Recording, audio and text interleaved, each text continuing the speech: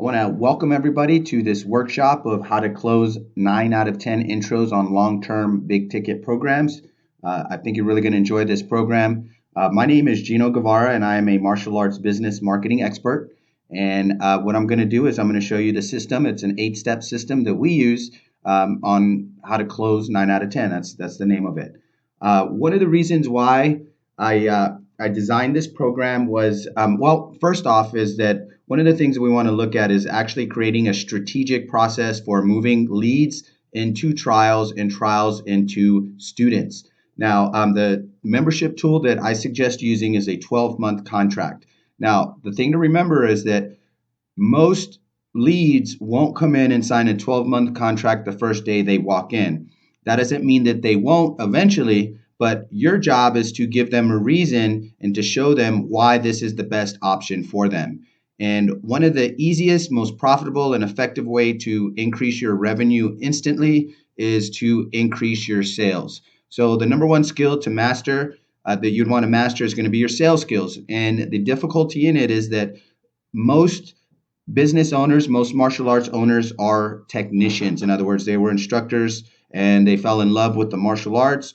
They love martial arts and they decided to open up their school, become entrepreneurs, and open up their school. Now, once that transition occurs, is they an instructor has to develop different skills, and one of those skills obviously is sales skills. And the thing to remember is that most of the time, my instructor, my master, your master is not going to sit down with you and teach you how to sell when they're trying to teach you how to master the art. So that's why it's a completely different skill set that needs to be developed. Now, one of the things that I wanted to address first is some of the common myths that are out there in the industry about sales. And what we're going to primarily be looking at is some of the old sales methods of the past. Number one is one of the myths that you're going to hear is that everyone is a prospect.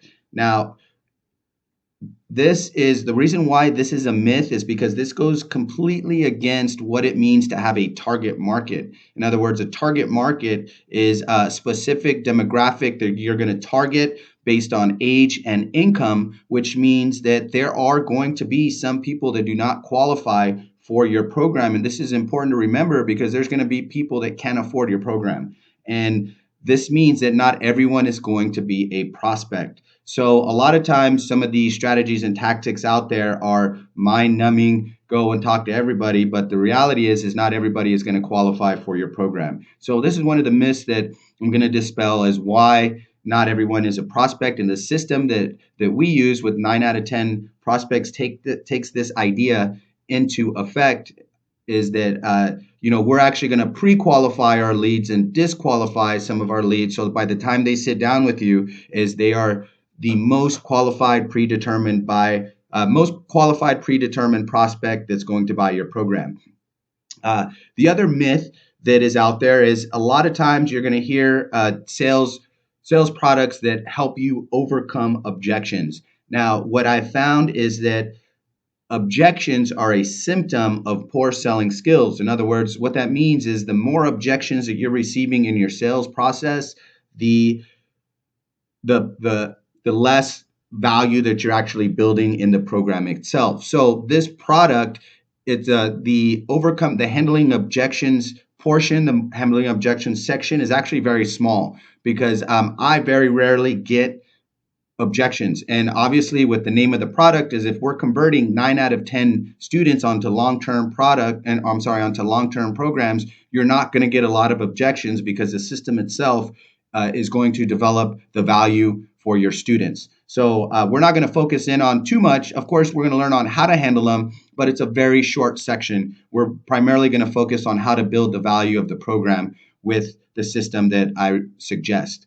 Number 3 is what I call a cookie cutter sales method. In other words, there is a process that you're going to learn that's going to develop the value of the program. And the process can be duplicated, the process can be replicated and repeated. However, the process that 9 out of 10 intros uses is designed to specifically target what that prospect's needs and wants are for themselves. In other words, if your sales process is a canned product and it all you do is memorize scripts for each and every one, you got to remember that everybody that's coming to you is coming to you with different needs, different wants, different age groups. So the process has to personalize itself to the particular lead that you're going to be talking to. Uh, so we're going to discuss that a little bit more in detail. Another myth that you're going to hear is make more calls. In other words, if you're going to go on the phone and you're going to call people more, this is going to help increase your sales. Now, what most people do is most of them spend about 80% of their time calling and 20% time actually in face-to-face selling. And what I suggest is spending 80% of your time in face to face selling and 20% calling. And the way we do that here is I farm out, I delegate my appointment setting to my staff. So I don't spend the time setting appointments. What I do is I spend the majority of the time in face to face selling. And because I do this is I'm actually able to increase my sales. Number five is a lot of times many owners think that good salesmen are born, and that is untrue. That is a myth. Most good salesmen are made. In other words, they find out what works, they work really hard at perfecting that system, and they work on continuously improving, making little adjustments, and they are made, not born. And the final myth that I'm going to dispel is an old industry saying that students, leads, prospects after you have a conference won't be back. And what this means that so the idea is to have a hard close. And that is untrue. Is the idea behind the program is the program should sell itself. So if a prospect needs time to think about it, there is of course this product here does create urgency and does we do ask for the sale that day, but I can tell you what, there's no undue pressure. I've had plenty of students come back after my conferences and sign up afterwards because the program actually sells itself. So we're going to dispel that myth that just because they don't sign up that day with you on a long-term program doesn't mean that they're not going to sign up. So with that, let's go ahead and move into the actual system itself.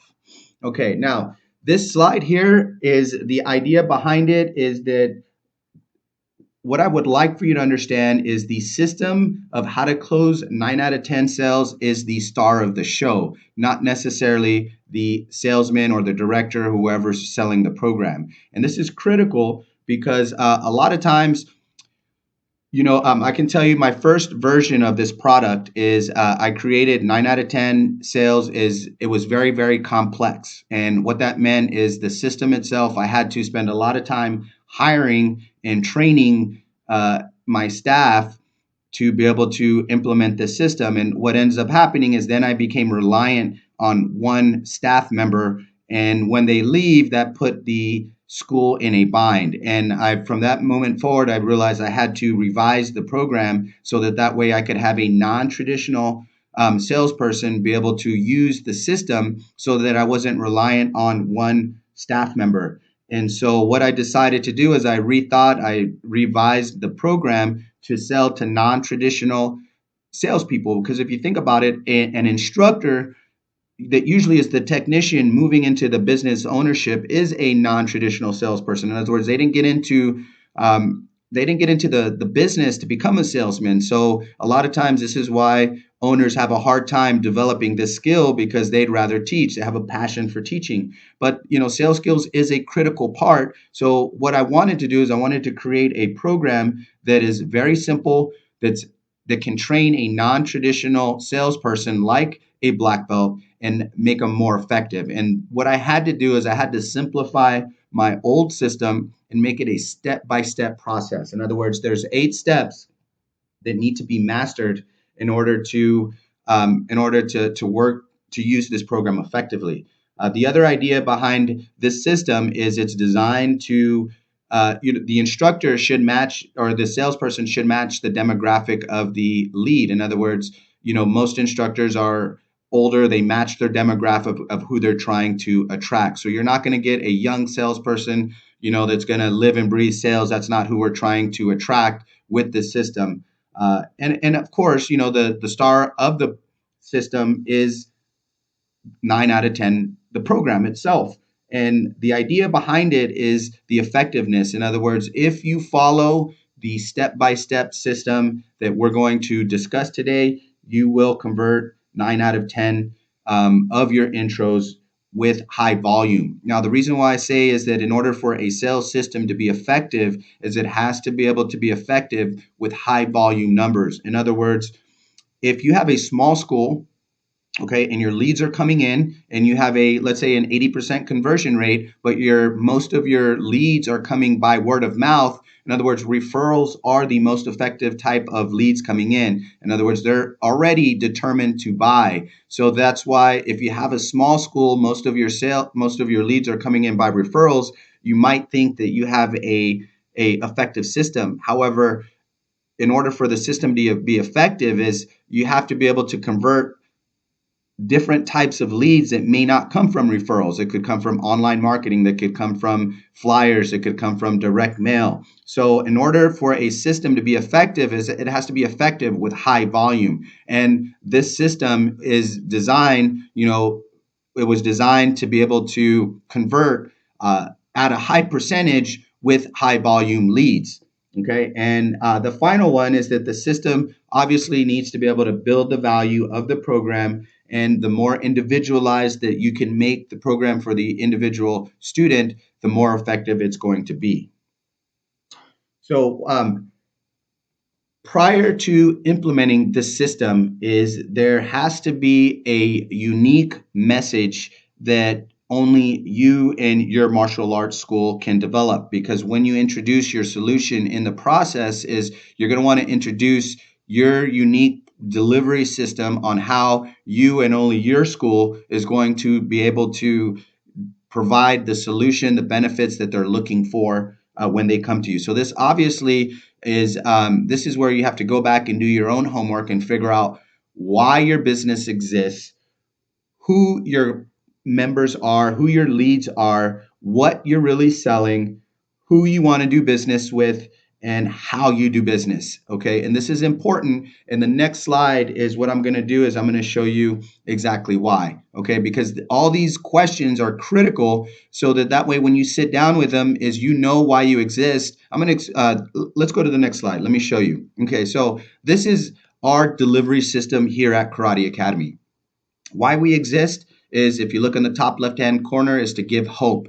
We just happen to do that through martial arts. Okay, our delivery system for developing expert martial arts is with our training philosophy. So when we say we're going to develop expert martial arts, the training philosophy gets introduced to the lead so that they know exactly how we do that. If you look in the middle, there's our 6-step character development system. So when we say we're going to develop better confidence, this is our solution. This is our delivery system on how we're going to develop character. And then, of course, we have a Karate Academy 7-point lesson plan, which ensures consistency in our teaching. And of course, our logo is Karate Academy, and our kanji, which is the logo right above Karate Academy, represents the word hope. So this is important when I introduce the solution in the system, because what I'm going to do is I'm going to demonstrate our unique delivery system on how we're going to develop that. So this is something that you're going to sit down, really think about, and figure out how your school can deliver the results that you're looking for. Okay, so the next one is leads, right? And this kind of falls into the idea that I talked about, is that not everyone is a prospect.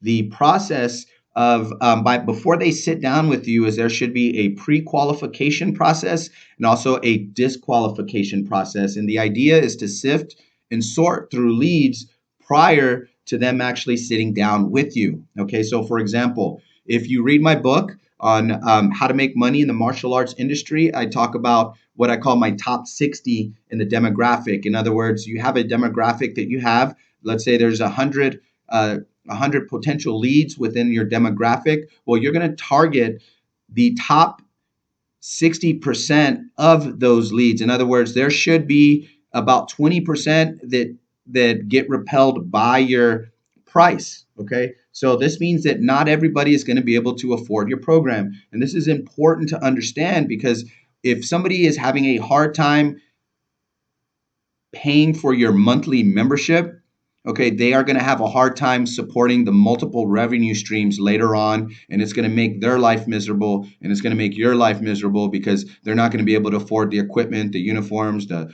private lessons, all the other needs that they're going to need to have a good training experience. So you want to make sure that not everybody's going to be able to qualify for your program, and that's perfectly okay.